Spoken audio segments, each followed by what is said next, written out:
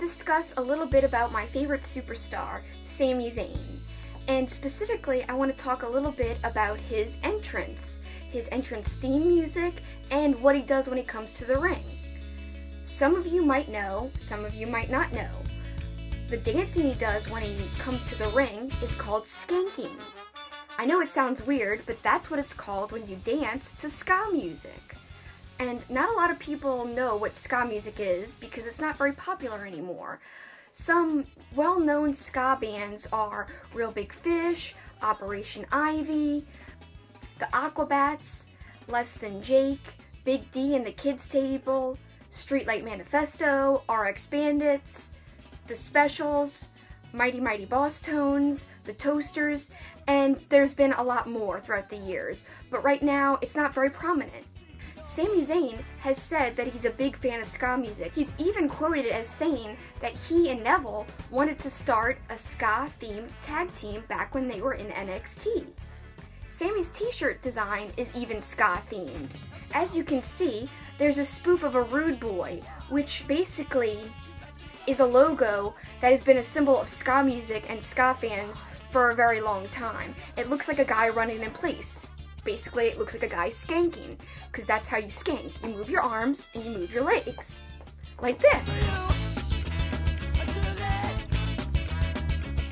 His gear also features checkers, and the black and white checkerboard has been also a symbol of ska for many years. Some people say it's because it broke down the black and white race barriers back when it was first popular in the 60s.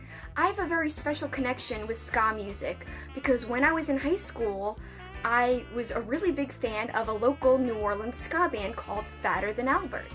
And when I began interning at WYS, which is where I work now, I produced a short feature about the roots of ska music and about my favorite band, like I said, Fatter Than Albert. And it was shot shortly after Hurricane Katrina, where everyone had just came back to town.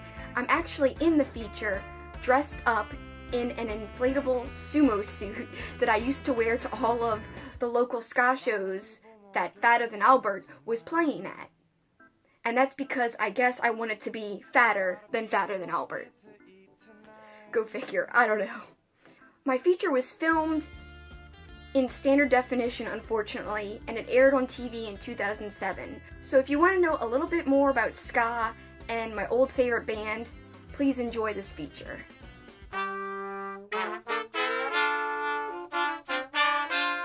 These days in New Orleans, a musical night out might consist of listening to jazz or ska. Ska? The story begins in Jamaica.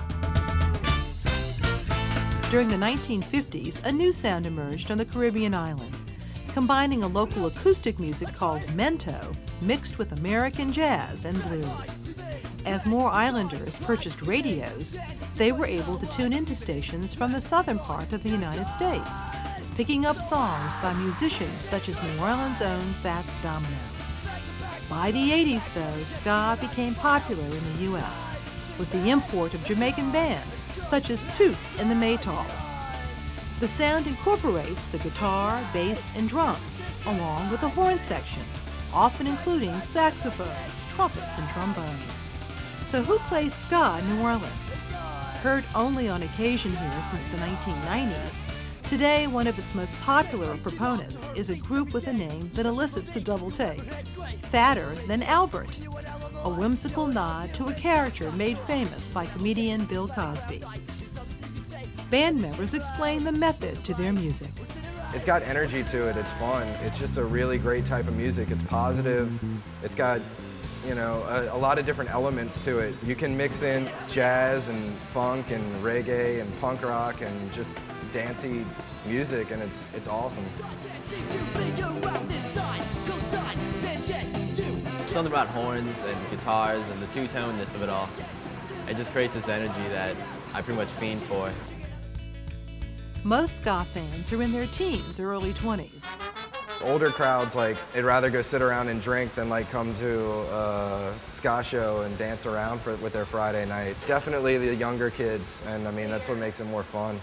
And who has influenced Fatter Than Albert? The Meters, Blue Meanies, .07, stuff off of Asian Man Records, Give Me 330. the Superflies, the Spit Valves, My local teachers like Clyde Kerr Jr., David Mooney, Gary King, Mike Reiner, Link 80.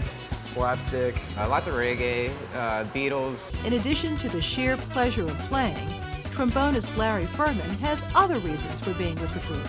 I just want to write good music. We have talented musicians in the band, and it's really fun. I teach high school kids, so if anybody younger than us can watch us and go, hey, I want to play music, or hey, this band has inspired me to want to start my own band and just want to learn how to play, say, a trombone or a trumpet or anything, that makes me happy. That in itself is the rewarding part about playing music. In the middle of recording their album, Aaron's Runaway Imagination, Hurricane Katrina hit. And just like the rest of New Orleans, Fatter Than Albert was thrown for a loop. Well, I lived in Lakeview, so I lost everything. I didn't take it seriously. I brought my 2 guitars and a backpack's worth of clothes. That was it. Not a single CD, not my car, nothing. It's given me a lot of inspiration. I don't quite practice as much as I used to because, nothing's as stable as it was. It's bettered me as a human being, I'd say. Though affected by the storm, the band pushed on, working hard to complete their new album. I am proud of it. And when you have a tangible thing in front of you that you've done, you worked so hard on, you owe it to yourself, if not certainly the fans, to give it all you got. You just got to keep plugging away if you believe in the dreams. In addition to touring nationally, their future plans? To better ourselves, really. Write more music, write more complex music, better music, more communication. I mean, our name's out there, just to live up to that, really. And Fatter Than Albert has certainly accomplished that goal by nurturing a ska scene in New Orleans and helping to make the word ska more familiar to local music fans.